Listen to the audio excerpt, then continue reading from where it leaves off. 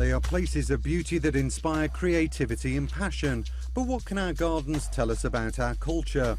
When it came to grand designs and ambition in 17th century Europe, nobody did it quite like the French. I'll visit the garden that was a blueprint for Versailles. Over in China, Igor uncovers the secrets of one of the country's finest gardens. So the shape of this wooden frame actually symbolizes the frost on the windows during the winter season. Welcome to Crossing Cultures. Join us as we explore the ties that bind both China and Europe.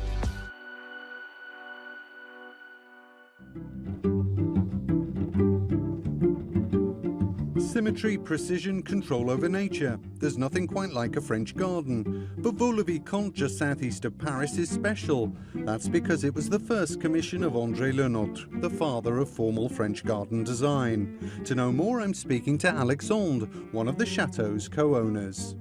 What was André Le Nôtre striving to achieve with this garden? En fait, Le Nôtre, il arrive à Vaux-le-Vicomte et c'est la première fois qu'il reçoit un ordre privé avec une création de jardin ex nihilo. C'est son rêve. Il va donc réunir à Vaux-le-Vicomte tout son génie, toute son expertise qui vont faire à Vaux, qui va écrire à Vaux la grammaire du jardin à la française. Commissioned in 1656, Vaux-le-Vicomte belonged to France's then fabulously rich and ambitious finance minister, Nicolas Fouquet. Nicolas Fouquet, il a réuni autour de lui les trois meilleurs artistes de son temps. Le Vaux pour l'architecture, le Brun pour la peinture et le Nôtre pour le jardin. Et son génie a été de leur dire, vous allez faire ce que vous voulez, mais à deux conditions. Que vous soyez le plus audacieux et le plus révolutionnaire dans ce que vous allez imaginer, et vous allez travailler main dans la main, ensemble. Thanks to limitless resources, the result was a great access running from the chateau to the horizon. But what defines a formal French garden? Pour moi, la meilleure des définitions, c'est que enfin, on considère l'élaboration de la maison et du jardin ensemble. L'un ne va pas sans l'autre, l'autre ne va pas sans le premier, ce qui est une formidable illustration ici à Vaux-le-Vicomte. In 1661, Fouquet threw a huge party to celebrate the completion of the work. King Louis XIV was top of the 6,000-person guest list, but within weeks, Fouquet was arrested and in prison. To what extent was the house and the garden a statement of power and a provocation for the king? Nicolas Fouquet était l'homme le plus puissant du royaume le soir de cette fête du 17 août. Et il a montré, grâce à Vaux-le-Vicomte, son goût, sa puissance et sa fortune à la France entière. Le roi va être véritablement inspiré de ça et il va faire la même chose. Il va prendre les mêmes artistes, il va construire Versailles 10 fois plus grand et il va montrer au monde entier « I'm the boss ». And you don't mess with the boss. Fouquet never saw Vaux-le-Vicomte again, remaining in prison until his death. But for Le Nôtre, it was a springboard. Not only did the king task him with the gardens of Versailles, but his formal French style would be copied across Europe. Now, from the structured beauty of Vaux-le-Vicomte here in France, let's head to Suzhou in China to uncover a very different approach to landscape design. Igor has more.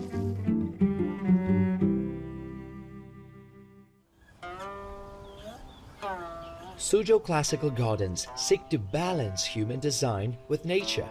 The city's largest and most famous is the humble administrator's garden. Built during the 16th century, it deliberately follows the flow of water. As you explore, the garden's asymmetrical layout reveals fresh layers of beauty at every turn.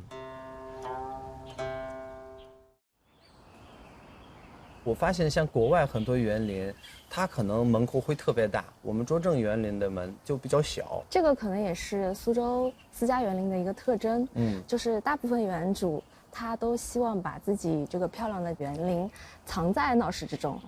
拙政园呢，它其实是明代的时候的一个御史叫王献臣，他在罢官还乡之后购置的一处私家的宅园。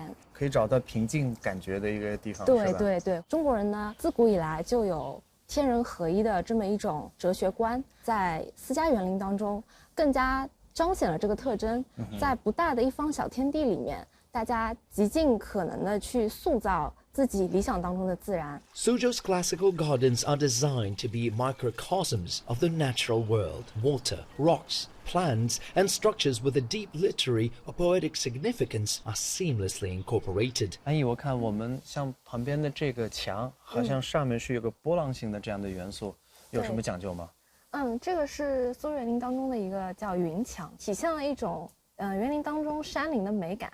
像造园的时候，可能国外它会有一些设计图，那中国也会吗？与其说古人造园是画一个设计稿，其实不如说是他画一连串他理想中的一个场景的画卷。每一幅画卷它其实都有自己的文化内涵，不仅仅是物理空间上的一个景致。 Exploring the classical garden at night also introduces a new dimension, with enhanced light shows, projections, and opera, creating an immersive experience. Designed by the renowned architect I.M. Pei, Suzhou Museum reinterprets traditional elements of the city's classical gardens. 苏博里面它运用了什么样的就是古典园林的元素啊？ 苏州博物馆呢，它有别于常规的大型的这种集中式的博物馆，它采用的是一种院落式的布局，这个和我们古典园林的布局就是相得益彰。我也发现，就是无论是传统的园林，还是现代的像我们这样的一个博物馆，水是非常核心、很重要。它有什么样的含义吗？在园林当中，水面和水域是非常重要的一个设计元素。那它与周边的景致可以更好的融合在一起，并且呢，也对空间进行了延伸。